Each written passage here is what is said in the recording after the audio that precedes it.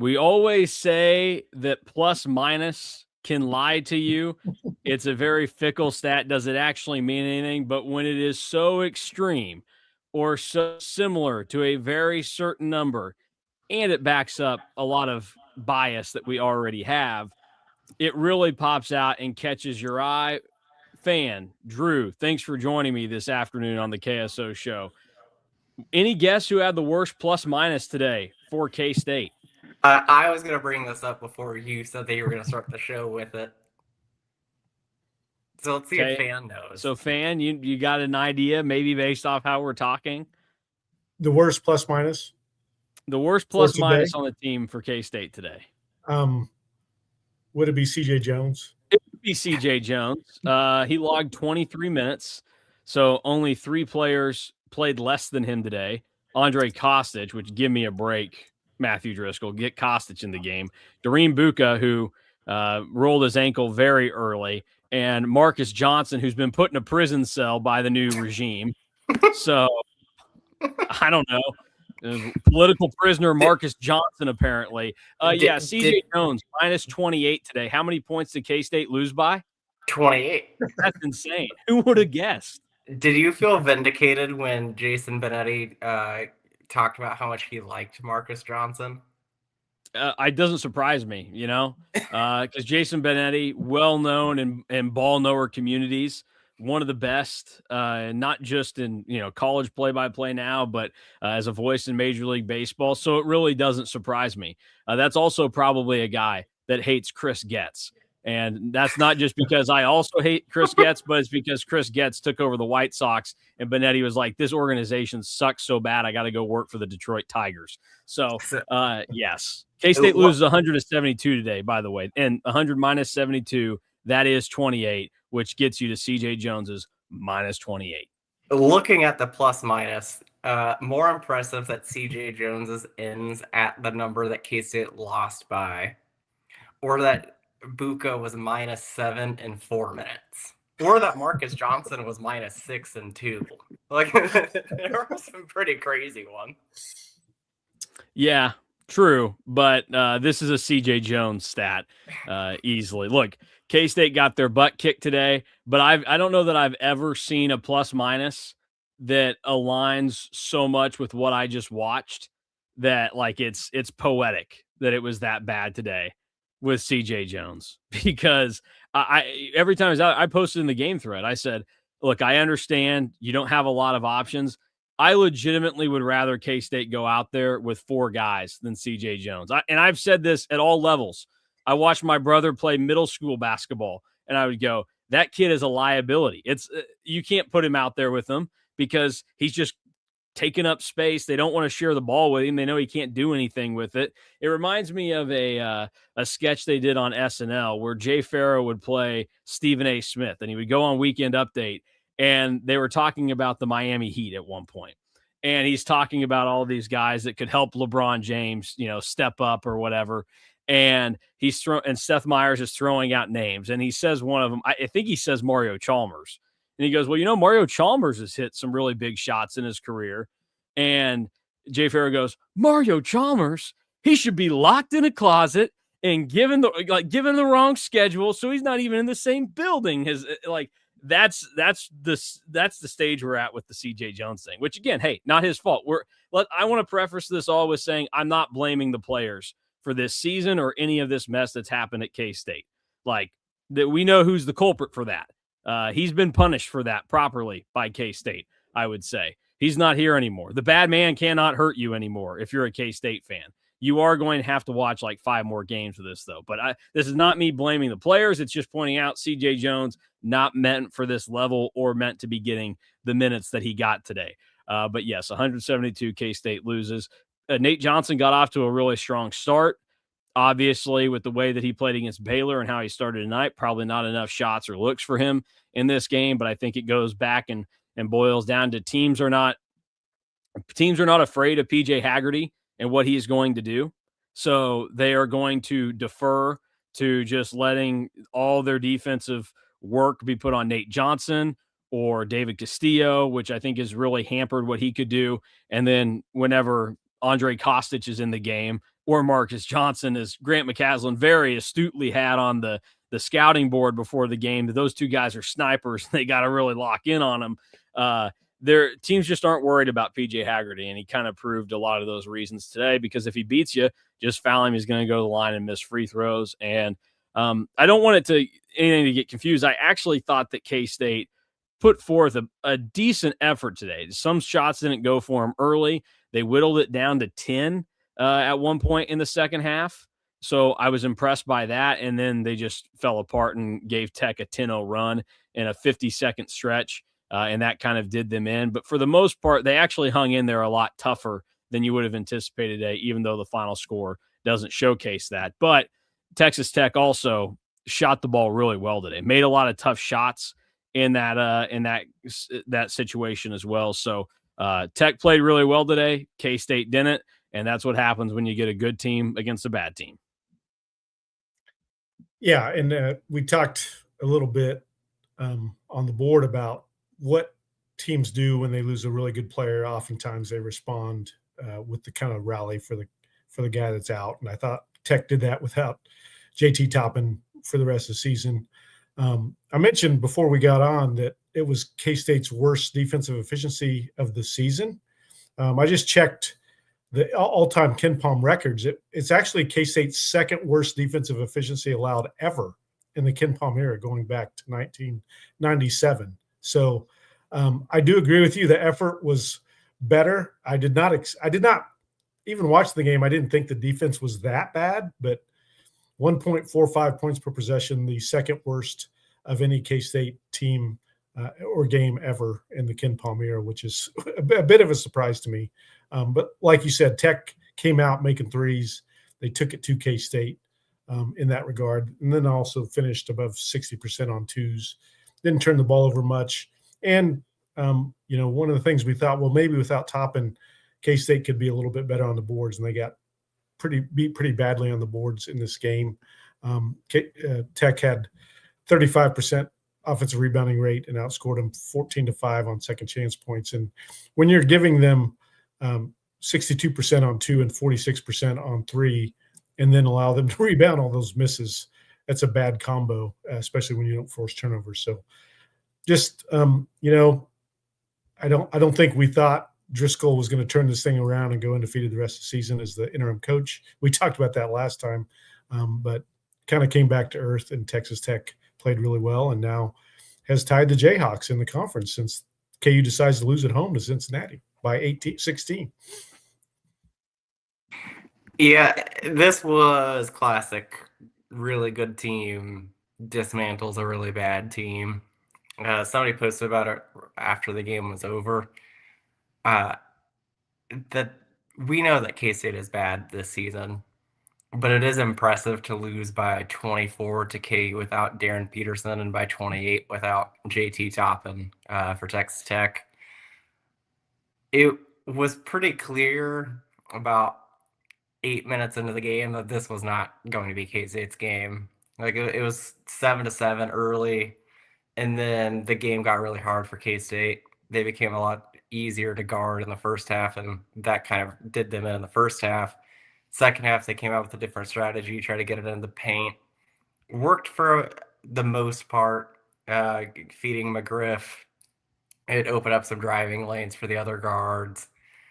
But like it was clear when Texas Tech was shooting it that well.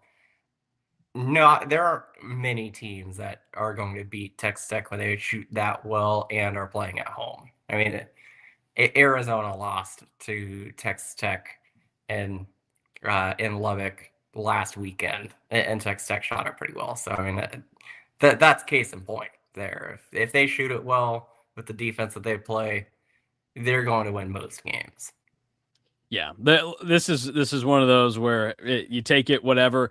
I don't think this team's magically good because Matthew Driscoll's in charge of them. Like, there were people talking, well, if they went out or they win all these games and do something in the Big 12 tournament, like, does Gene keep him? Should he? No, absolutely not. Like, he's not qualified for the job at all. He didn't have like some incredible team at North Florida. They made the tournament once while he was there. I think. Once, and had a losing record, I think, 4 of the last 5 seasons. Yeah, they didn't have a winning season since 2020 with Driscoll, and the only year that they made it to the NCAA tournament was 2015, and they were a 16 seed. Which again, not like the A-Sun is cranking out great teams, but I also feel like as a 16, that's a pretty low number for the A-Sun. So like he just isn't qualified for it. But I do think it's been clear in the way that he has managed the game, even if I would question how into it these coaches are right now. I mean, you can only help, like, you can't help from doing that because of how Matthew Driscoll handled post game after Baylor. They just smoked Baylor, a team that had not won very many games this year. It had to feel good to win. You played incredibly well, and he's in there acting like it's a dang funeral. Like, I understand that your friend just got fired. Okay, I understand that, but you're getting the opportunity of a lifetime. Like, he's never going to coach at the Big 12 level ever again as a head coach. This is an opportunity for him. And he just delivered this massive win, and he didn't treat it like that in there. And the body language of some of the coaches, so often we question player body language. But these last few games, like, people are going to be watching the coaches and how they act. And there are times where it seems way more relaxed than what it was prior. So, but even with that, you can't help, like, nature kind of taking over. So when he's in the game, he's going to make some decisions, or there are going to be some things that I'm sure are being done differently. And I think it's led to some results at some point. And that's why I think, at the end of the day, like, at this stage of time, Jerome Tang was coaching that poorly, that I do think Matthew Driscoll being in that chair instead of Tang could be the difference in them being able to find a way to beat Colorado or TCU or West Virginia or whoever they play night one of the Big 12 tournament right now. But like, I'm not thinking that they were going to win today or that they're going to rip off a ton of wins or anything. Real quick, I want to get to Ron's comment. He said, "Free Marcus," again, political prisoner of Matthew Driscoll. I agree right here. Free Marcus Johnson. So we're ready to go. We're repping. That's weird. He was getting a lot of minutes and now he's not. It definitely has to be a Driscoll thing, and kind of what we're talking about with you're going to see some changes, even if they're not trying to be overly different from Jerome Tang, and even still trying to credit him for the win against Houston, which does he get credit for losing by 30 at Texas Tech if he was getting some credit for beating Baylor? Those are questions that have to be asked given the way that things were treated. Anything else from this game specifically that stands out to you guys, or that you made note of that is in any way important to discuss? I think we saw what Kamari McGriff could bring to this team when he plays well. Like, he was a tough matchup for them to guard. Of course, that he was struggled to guard on the other end, and that's kind of been the issue all year. He struggles to guard or he fouls. So that's one. PJ Hagerty had the points, but again, it took a bunch of shots to get there. It was not an efficient game for him. So you have that. You have Nate Johnson playing decently. And then we kind of chatted about it during the game. David Castillo continues to kind of struggle. He made a couple threes tonight. One of those was late after the game was really all but over. But that's kind of the guys we talked a little bit about that could maybe come back because they like K-State. He would be one of them with Taj Manning, I think. But seeing the way he's finished the season and how inefficient he's been in Big 12 plays, a little bit of a disappointment. But those are the only other things that kind of stick out looking at this game. You just got waxed by 28. And again, you're just kind of playing out the string. We know that that's the case for this team. We know most of these guys are not going to be back, and none of these coaches are going to be back. So it's just going to be a matter of how hard they play night to night, and if they can find a way to mangle a couple wins against maybe TCU or West Virginia at home. Good question by Eric here. He says, "Why does Hagerty, a 70% free throw shooter, work so hard to get to the line?" Anybody got an answer for that? Because he used to be a good free throw shooter. That is like the biggest mystery of the entire season. But yeah, this game overall really doesn't mean much. This was the game that K-State was going to lose coming in. we move on and maybe you can beat Colorado in the midweek next week. But I mean, long term, this game means pretty much nothing, except it puts me back into where I was last year at this time, where I don't really care if David Castillo comes back or not. Like he was good in uh, November, a little bit of December, and has been honestly pretty awful in conference play. Has one of the worst offensive ratings of any Big 12 starter in the entire league. So, and just conference games only. So, I mean, that alone makes you think, was he just playing really well against bad competition? Kind of playing with his level, which I don't know. Like he had that outburst against Utah. Obviously, Utah is not very good, but he was just barely over 30% in Big 12 play. If you factor out that Utah game, which is very clearly an outlier right now, I'm glad you brought it up, Drew, because that was going to actually be my final remaining question that kind of stemmed from this game.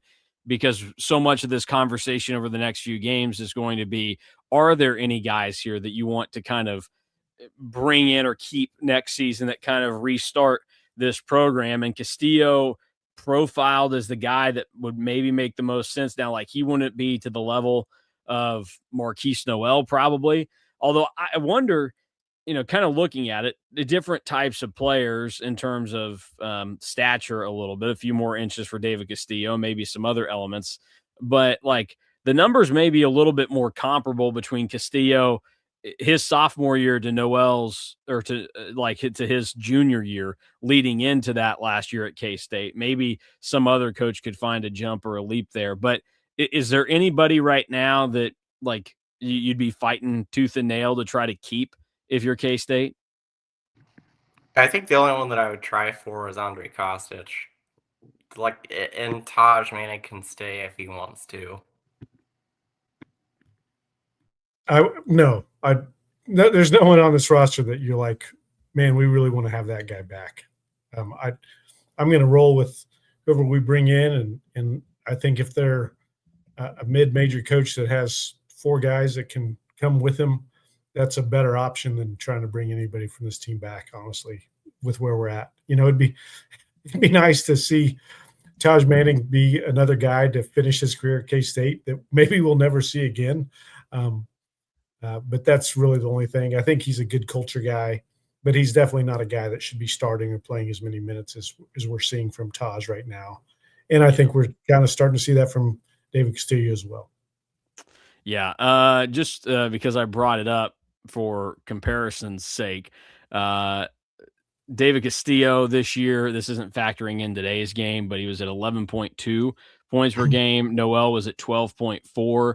Shooting wise, Marquise was 30.7 that year at K-State, his first year. Castillo right now is still over 37%, and we'll see what it ends up doing today.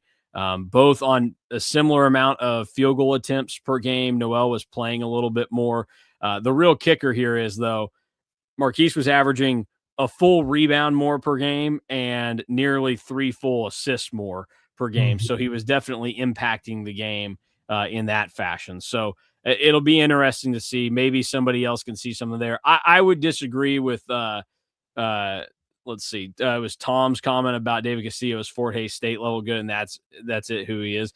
He's better than that. I mean, if he wanted right now, he could go be one of the best or second best player on basically any team, I would say, outside of probably the 3 best conferences in the country. Like if you remove the Big 12, Big 10, and SEC, I think there are a lot of teams, and it could be effective in the ACC for Castillo, certainly the American or the Mountain West or something. And I wouldn't give up hope on him, and I would probably lean towards liking to have him back, but he's not a guy right now that you absolutely have to fight to bring back. And you're just going to be wondering if the next coach can kind of squeeze something out of him that obviously this staff really hasn't been able to as the year has kind of drug on. So the killer for him is still that he's a short guard that needs to be able to shoot it well to be effective, and he hasn't been a good shooter in really any Big 12 game in his entire career. Yeah. And, Yeah, oh, go ahead. Yeah, he's a two guard with just small size. Noel's advantage was he's way more athletic and he was a point guard. I mean, that year you referenced, he had the number 1 assist rate in Big 12 play. So that's something that Castillo doesn't do very well and can't do very well.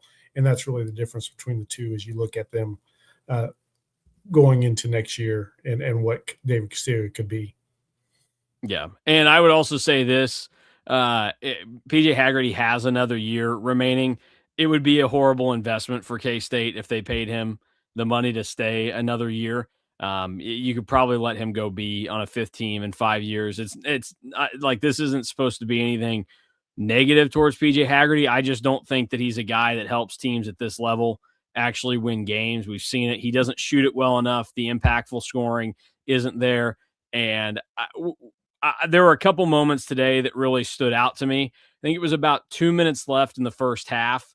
And I know that we've picked on CJ Jones already here, but Texas Tech hits a wide open 3, and you can tell that Hagerty either wasn't paying attention or didn't even bother to try to get over there and stick with his guy. And he hit it. And CJ Jones, of all people, hit him with a very visible, like, arms out frustration type of deal, which, most of the time, like, I'm not about that, but we haven't seen that from a lot of guys on this team this year. And I don't know that I've ever really seen it from CJ Jones to do it. So what that tells me is that some guys are getting to wits end with some of this stuff. And then the free throw struggles continued this season.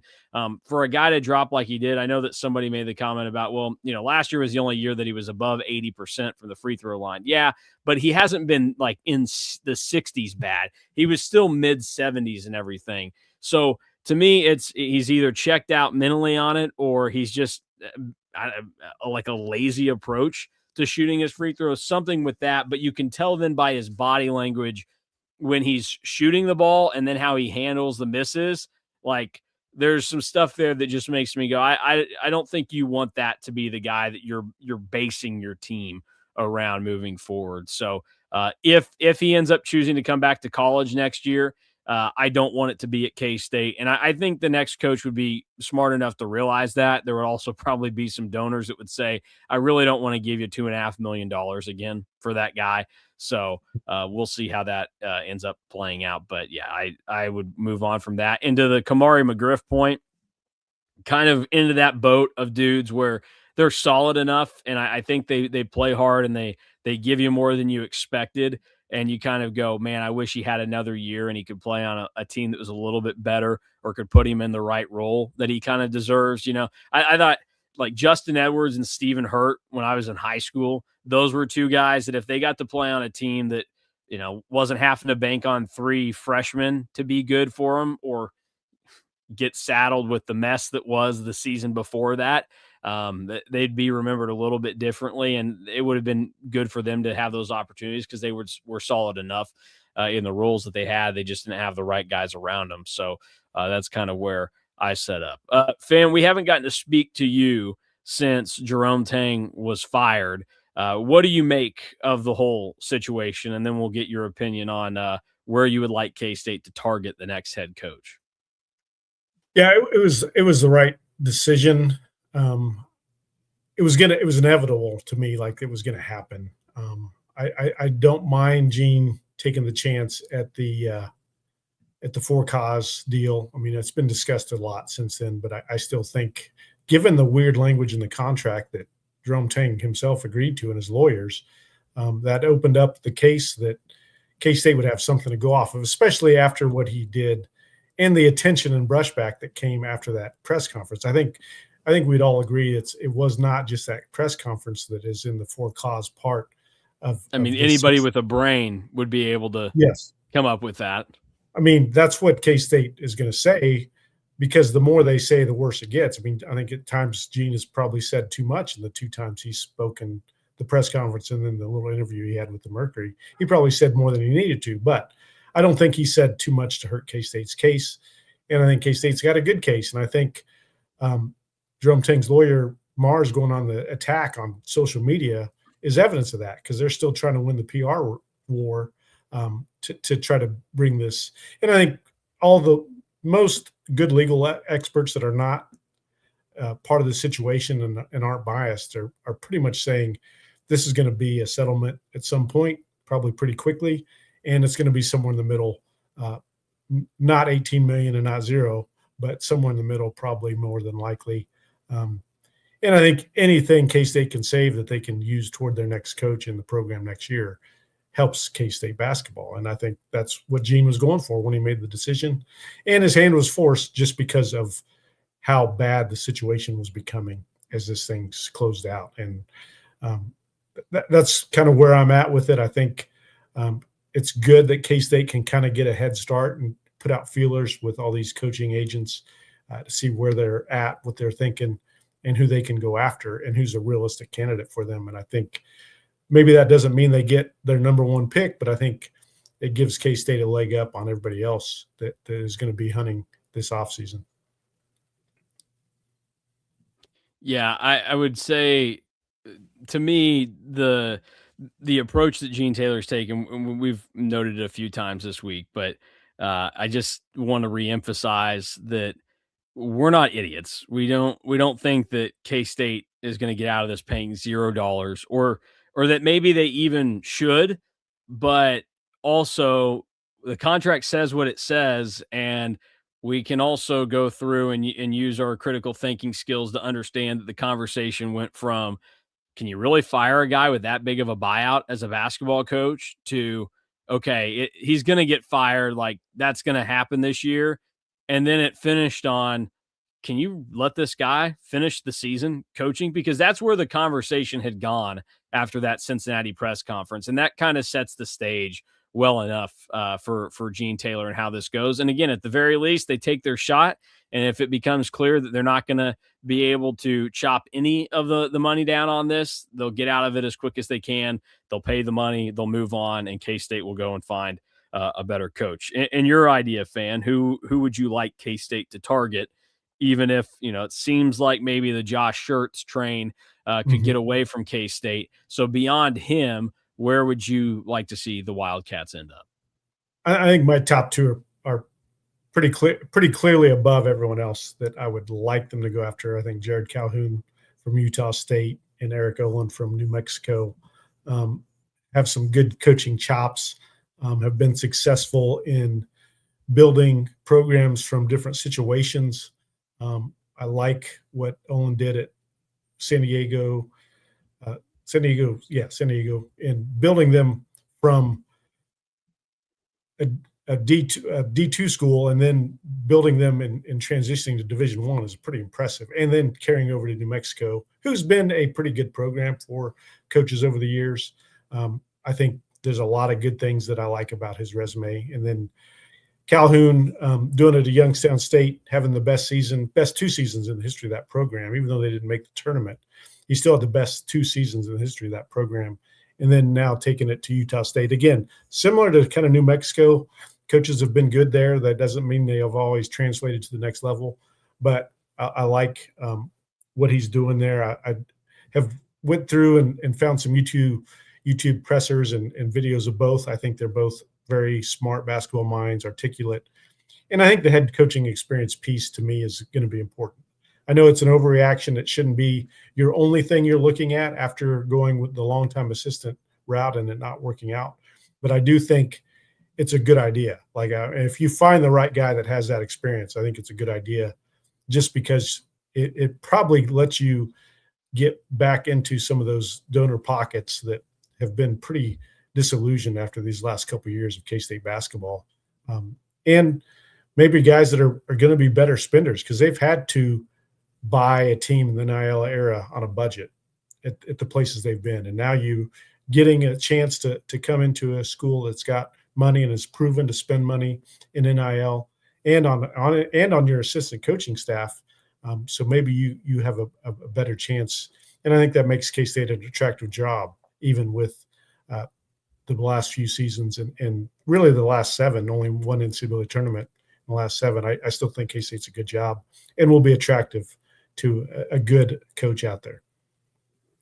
Drew, has your opinion changed on where you want to see the coaching hire and search go?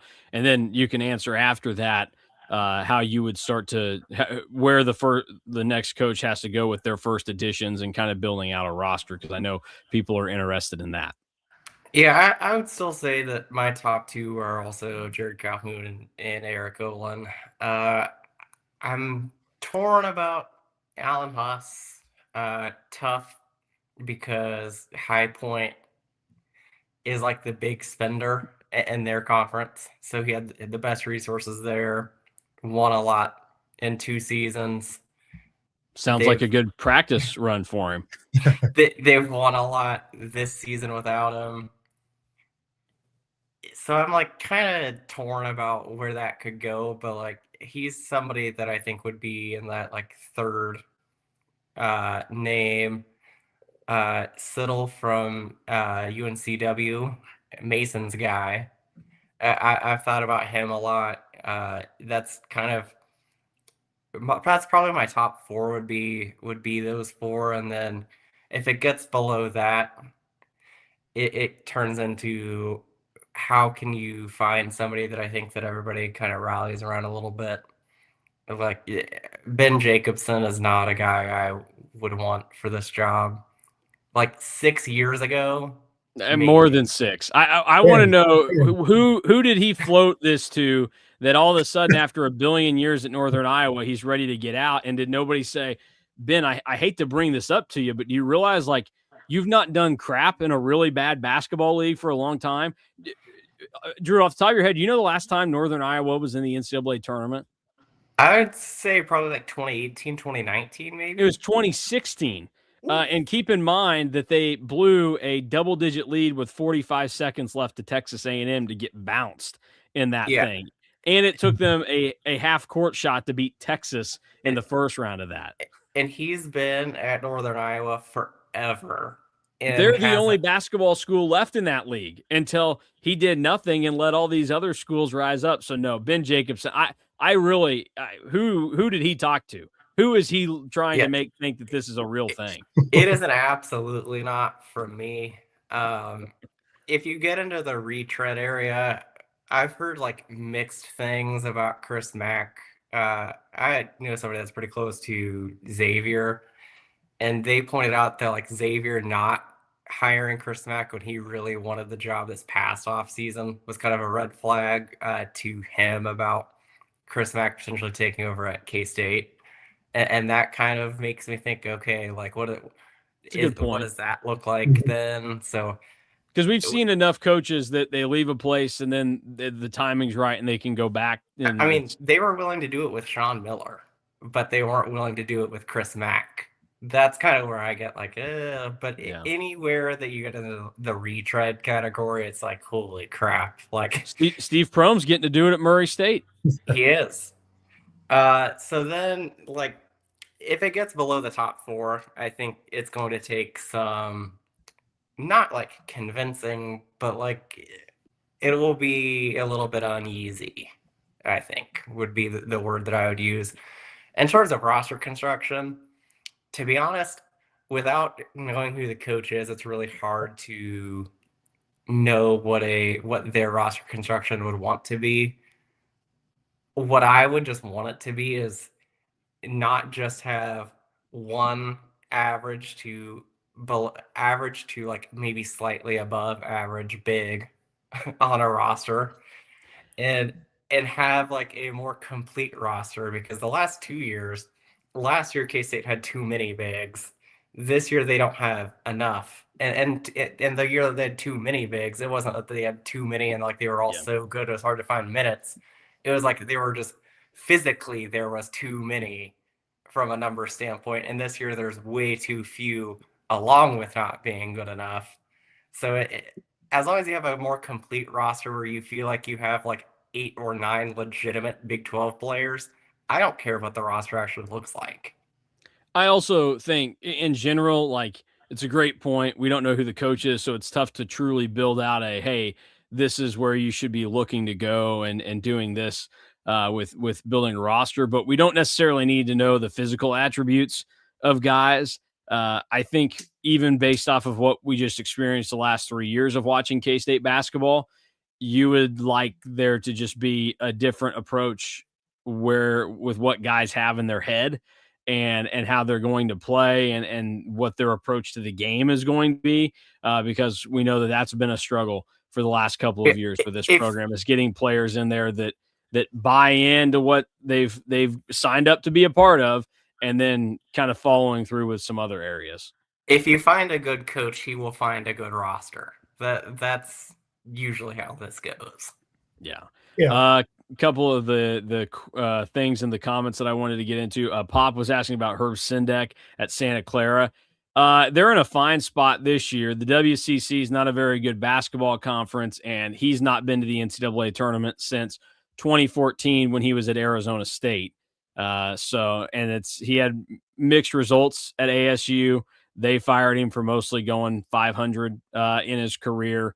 So he's not been a power conference coach since 2015. I would not be interested in that. Plus, he's north of 60 at this point, which, again, in most walks of life, I would not consider 62 to be incredibly old. But when it comes to hiring a college basketball coach, if you're going to hire somebody that is around that age or older, then they need to be somebody that has a ton of accolades and success behind them for me to go, hey, you know what? If that guy comes in and stabilizes things for 2 or 3 years and then he's ready to get out and you can kind of hand it off to somebody else, that's fine with me. Herb Sendek is not that guy. So no, K-State would have to miss on probably 35 different options before they got to her. Well, actually, I made a list of 36 guys that might get the job and he was not on it. So they would have to miss on at least 36 guys before I got to Herb Sendek. I just don't know that it makes a ton of sense for K-State. Okie Cat said, don't hire a fired coach like Bruce Weber. That was a terrible decision. I have bad news for you. Most of the time, you're not going to find coaches with power conference experience unless they've been fired. I would also push back on the Bruce hire being a terrible decision because they did win 2 conference championships and make it to the Elite Eight. And Dean Wade, Barry Brown, and Kamau Stokes are going to be one of the most iconic trios in program history. So while it was bad at the end and there was some stuff in the middle that wasn't a ton of fun, Bruce turned out to be a good hire. He just got left in the dust because I don't know if you're aware of this, but Bruce was like 65 after his final season at K-State. The game had passed him by at that point. So that would be why maybe getting Herb Sendek doesn't make a lot of sense in this set of situations. So that's where it sits right now on that front. And you can throw out other options. We know no Greg Marshall. That's banned on this show, but we'll see where it ends up. I don't imagine that K-State's going to have to get too deep down with their coaching search. The guys that are probably in Gene's top 5 right now, one of those guys is going to end up being the head coach, I would imagine. That would just be my assumption. Any other thoughts here from the two of you before we roll out? Yeah, I think just someone not older than the mid-50s. Like I agree with your point about age being a relevant part of this. And if you're getting someone in the mid-50s, they better be pretty experienced with a track record of success. I think that's otherwise you're pushing it. I think someone in their 40s is who I would be shooting for. It doesn't necessarily have to be some young coach. And all the guys we've talked about are in their 40s pretty much. And I agree with you as far as what the roster looks like. It's hard to say without knowing what their plan is. But the key is, do they have a plan, and what does their plan look like? And have they established it in their years as a coach? I think that's been maybe my most disappointing thing about the Tang era is how much they seem to change their plan, whether it's going to 5-out offense or this year focusing on offense is the key. And then the defense now struggles. I think someone earlier asked where this defense ranks. As far as national ranking goes, I think it's dropped to almost 130. The worst defense ever was the 2000 team, which finished ranked 181 in Ken Palm's adjusted efficiency. So we're tracking toward that team.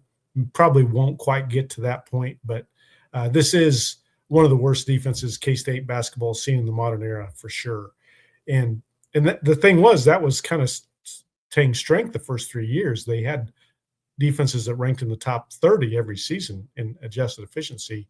And this year that just the bottom fell out. And whatever the case is, you can't have those swings, whoever you hire. You have to have a guy that has proven he can establish an identity and keep it going over multiple years. And I think the guys we talked about have done that. And that's why I'm excited about landing a guy like that has proven to have an identity on offense and defense and then finds a way to make it work consistently just more than 1 year. I don't like the one-hit wonder coaches.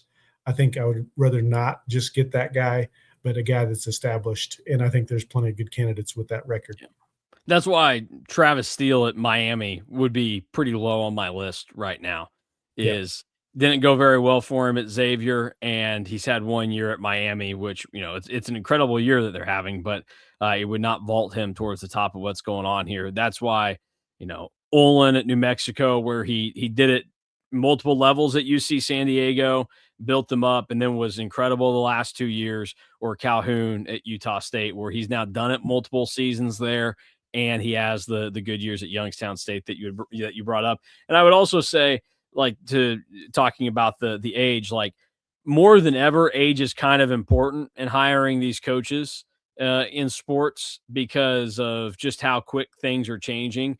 It doesn't necessarily have to be in terms of overall age. So I don't want people thinking that. I think we could agree that when Jerome Tang was hired, he was 56. Believe it or not, Jerome Tang was older than Bruce Weber when Bruce Weber got the K-State job. Jerome Tang was a very young 56, though. There was the energy, but there was also the fact that he had never been a head coach. And so I think that he would probably be more willing to adapt. And you would have thought that he was better suited to adapt than what he ultimately ended up being. But you need guys that are in that position. That's why, I was reading Pete Nakos' story where he talked to Colin Klein earlier today, and it just comes across because he asked how much things have changed.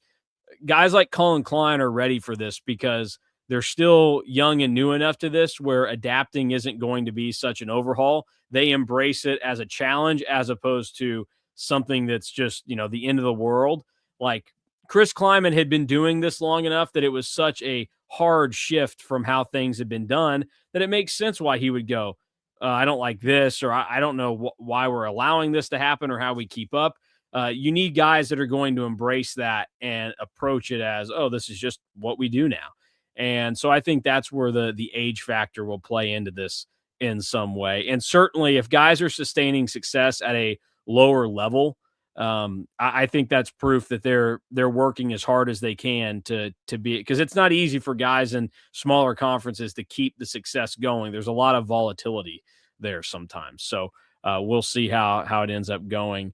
But that's where things sit at this point in time. I would encourage everybody. K-State women are playing right now against KU, so you have that to close out the weekend. K-State baseball goes tonight against is it Nebraska or Michigan tonight? I think it's Nebraska tonight, who they'll play 3 different times this year, once in Texas, once in Lincoln, and once in Manhattan. So that's going on. And then we'll be back on, is it a Tuesday or Wednesday game? I think it's a Wednesday game against Colorado. I'm not looking far enough ahead right now with this team. There's not much of a point to do that. So we'll get out of here. We'll talk to you again whenever that K-State Colorado game takes place. Go live after, and then Drew and I will have shows throughout the entirety of the week, anything that's going on with the Jerome Tang saga, and then hopefully a lot of football talk this week. We'll have some more assistant coaches to cycle through as well. So for Drew Galloway, KSU fan, I'm Mason Voth. Thanks for watching and listening, and Drew and I will be here on Monday.